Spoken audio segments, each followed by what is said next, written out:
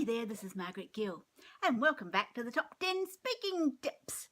Actually, I think you've got a few more than 10 already, but this is the 6th in the 10 series of videos that I'm doing. And today we're going to look at the middle part of your talk. So in the last session, we talked about the beginning and the end needing to be really, really strong. A strong finish and a strong start. Whatever happens in the middle, actually, at the end of the day, it doesn't really matter. It does, of course, because the thing with the system that I use is it's very values based.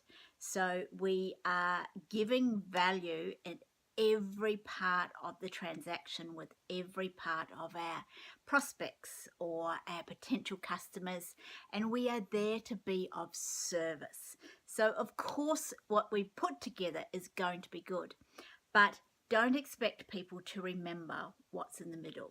They might take one or two things away, and that's what you're looking for. You're looking for people to get one aha moment out of your talk. And look, it could be something completely random that they take away. I always encourage people when they're out speaking to get testimonial sheets, actually written testimonial sheets, and get those out to the audience as soon as you can, because what they write on those is often sometimes quite extraordinary.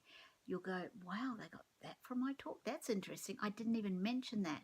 But what you've got to understand is that the way that you say something will be heard differently by every single person in the room. And the way you put a picture up, say you put a picture up on your slide. We do this to prove a point at Courageous Speaking.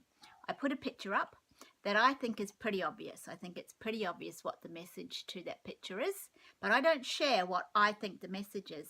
And I ask everybody in the room, telling them that there's no right or wrong answer, to tell me what they see in the picture. And you know what happens? There's 6 people in the room, and you get 6 different versions of what they see. And then my version of what I see is number 7, and my helpers will have another version as well. So one picture, 9 versions of what people see in one picture. And you will find that in the middle of your talk, that's what happens as well. You'll think you'll be giving them a fact that's very clear and succinct, and you might even have that fact up on your PowerPoint, and you go, they got that from that? Really? Wow. And this is what we have to remember, is that every person in the room will be hearing what you've got to tell them differently. And that's cool. That's why you're there. That's what you are going to get good at, is talking to people and understanding that they're going to each take away something different from you. That's why the start and the end are really important, because at the start, you're showing them who you are. Your story positions yourself as who you are. And the more that you investigate and the more you go down the burrow on your story, the more you can layer in and make the story basically a story that they relate to, that the audience relate to. Once you get that happening, your quid's in. You can tell them pretty much anything you like in the middle, because they have related to you at the start and they are on your side. And you'll find that most organizations have a common theme running through. And when you choose your who and your what, in an earlier video, we talked about the who and the what, and finding out who you work with and what you deliver for them, what you give them, how you help them, that then becomes a magical little energy ball, if you like. So can you see how the speaking stuff is not just rocking along with a couple of points to tell people, or trying to convince an audience to come to your way of thinking? It's not that at all. It's giving the audience as much value as you possibly can in the time that you've got, and making a few points that will really, really help them. Because once you start breaking it down, in Courageous Speaking, I teach you how I break down a talk. And it's dead simple, because I had to learn this on the fly. I just figured ways out that I could do things. And what I did, if I was doing an hour talk, I went, it's an hour. So if I spend 20 minutes at the start doing my start, and I spend 10 minutes at the end, that takes 30. That means I've got 30 minutes left. If I make a point every 10 minutes, that means I've only got to make 3 points. Oh, awesome. 3 points. I can talk about 3 things. And that's basically how it breaks down, is you just figure out how much time you've got. And then if you want to make 5 points, well, you're going to need to cut some time off your start, aren't you? So it's about getting the flow of the thing working. But at the end of the day, you actually don't need a lot of information. And in the first few talks that I did, I way over prepared. I had way too much left over at the end of my talk to tell people. And that's never a good thing, because they will leave feeling that there's something they've missed out on. So there's a tip for you. That's a pro tip. Write this down. Pro tip. Never let them know that you over prepared. If you get to your time limit, just finish. Just stop.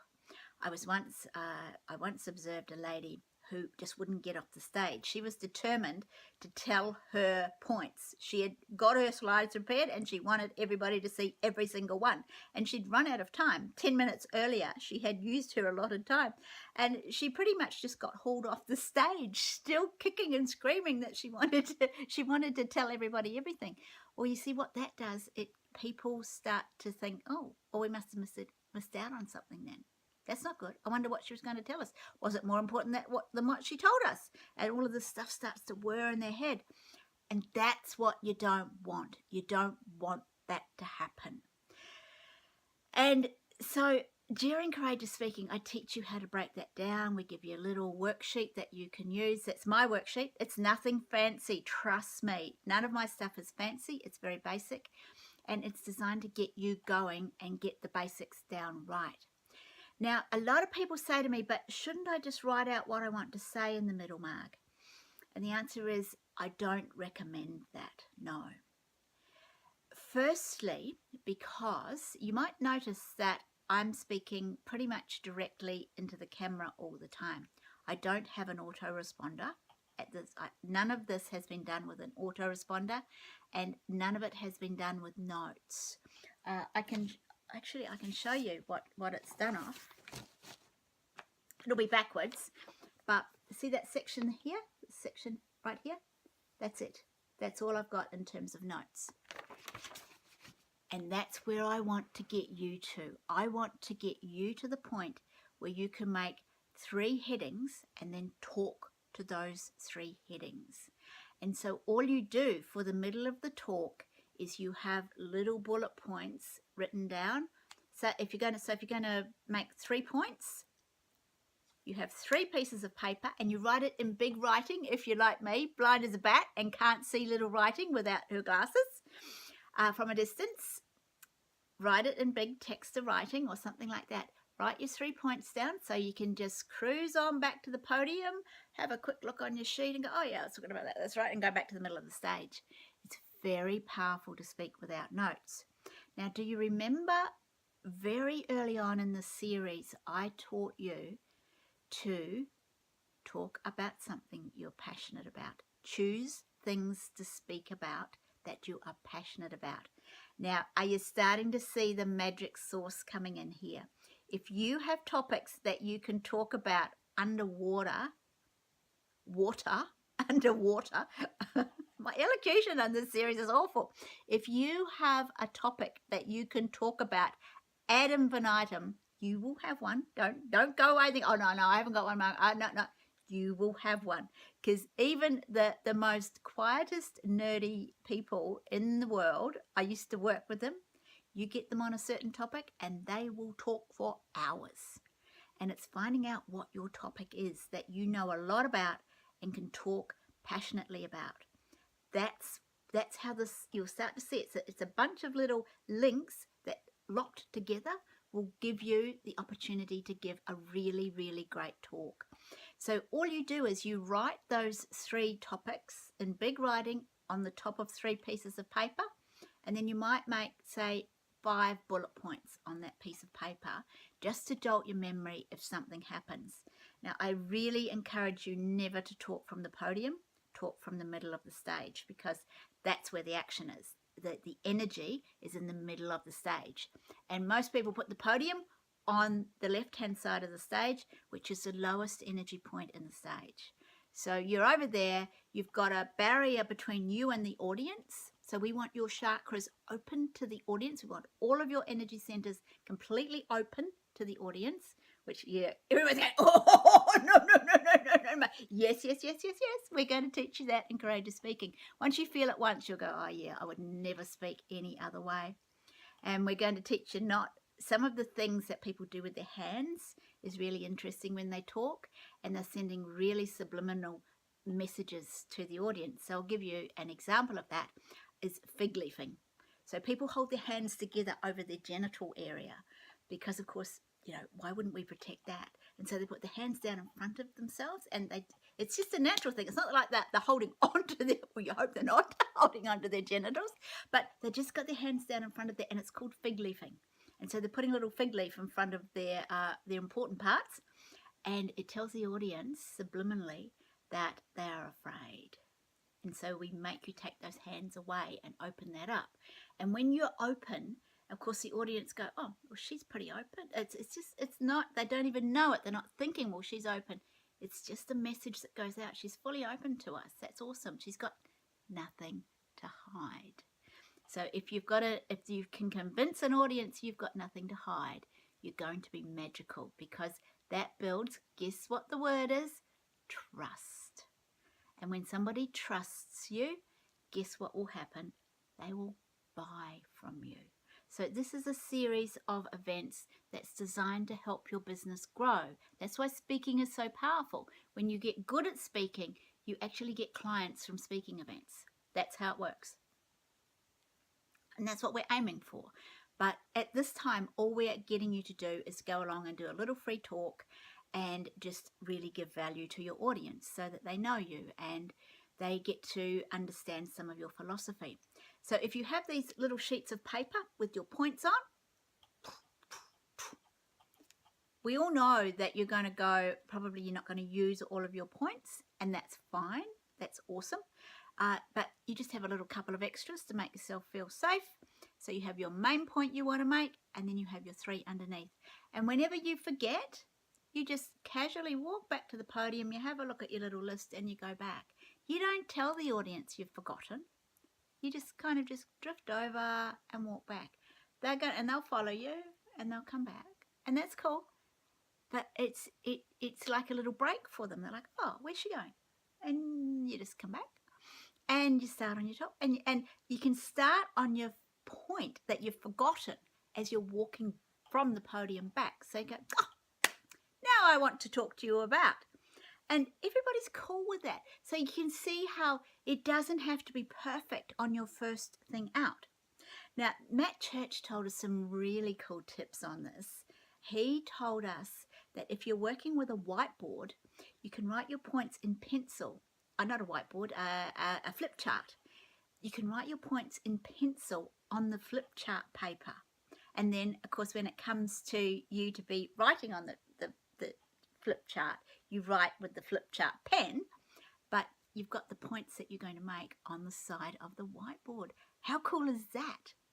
And the other thing that he told us, there's a rumour that says that Billy Connelly, the comedian, the Scottish comedian, who swears a lot. Billy is famous for being able to talk for 2 hours but not have any notes. But he has a big backdrop behind him, this massively big colourful background behind him. And apparently all of the cues for his event are painted as pictures into that collage that's at the back. Have a look on YouTube. Go and YouTube him at one of his events, one of his shows, and you'll see there's always a big mural at the back of him, and you'll see him going along going and he's looking for clues. He's looking for, he's obviously a visual person, so he's looking for a visual clue on there that sparks his memory, and he turns around and goes, and he swears a lot. Here's what I've got to say next. And he's taking cues. So you could also, something you could also do is you could just have, if you're a really visual person, you could have images that you just place on the front of the stage that remind you of your 3 points. See, none of this is hard. A lot of people go, but Marg, I can't talk off the cuff. You can. You'll find you can. I couldn't either when I started, but here I am. I'm talking to you with minimal notes because I know this stuff backwards because I have studied my butt off to get good at speaking. And I teach it. If you want to get good at something, teach it. And once you teach it, it's ingrained in your memory because none of us want to look like idiots in front of the class, do it? We don't want to do that, and we don't want to let our students down, so we learn it really well. And as you're making PowerPoints and things like that and making up notes and making up workbooks, you're ingraining the information into your brain, and you will be surprised. It just comes spewing out when you need it. So there's many ways that you can present to a room without notes and still have notes on the stage. There's many different ways you can do it. If you ever see a band playing, you'll notice that they often have their set list taped on the floor or taped on microphones. They used to be taped to the monitors, but they have little things in their ears now that replaced all those big monitors. But there's always set lists taped there because they can't remember what the next song's going to be. So they just tape them onto the stage. Gaffer tape is your best friend for that sort of thing. But you can also put your cues for your speaking. Just gaffer them to the floor. Nobody's going to think anything of you, and particularly if you're using images, well, they're not probably even going to take any notice. If you're speaking on the same level as the audience, perhaps you may not get away with that as easily, but look, nobody notices, and we think that we as a speaker get more involved in this stuff than anybody in the audience ever will. So those are a few little tips for you that I hope that you have enjoyed, and I hope it gives you the confidence to know that there's ways that you can present without notes and without too many things that you have to remember. Of course, the great one is PowerPoint. If you've got PowerPoint, well, that's easy. You just keep clicking through the slides. And again, if you're using images, well, use images in your slides that remind you of what you want to say. Duh, because what you want to say is in the image, which is also what's going to the visual people in the room. Can you see how this is just a great big jigsaw puzzle? And the more pieces you get right, the more that you're going to be able to do this and speak without notes. It's impressive when people speak without notes. Man, it's impressive. But you can bet they've got little clues all around the room. Some people even write on their arm. They write stuff on their arm. So they wear long sleeve jackets and they write stuff on their arms, and they can just push the jacket sleeve up a little bit and look down and get the note. There's so many tips and tricks that you can do. But speaking without notes is so powerful, and it's what I teach you to do. And once you've got it, you will never go back to having notes and having a wad of paper in your hand and speaking in front of a podium, because it's just, it's the best way is to be you, to be out there in the middle of the stage, in the middle of the audience. That's what it's about. That's where you become memorable, and that's where speaking will best serve you. So thank you for listening today. I hope that you've got some good tips, and I look some good tips, and I look forward to seeing you in the next video.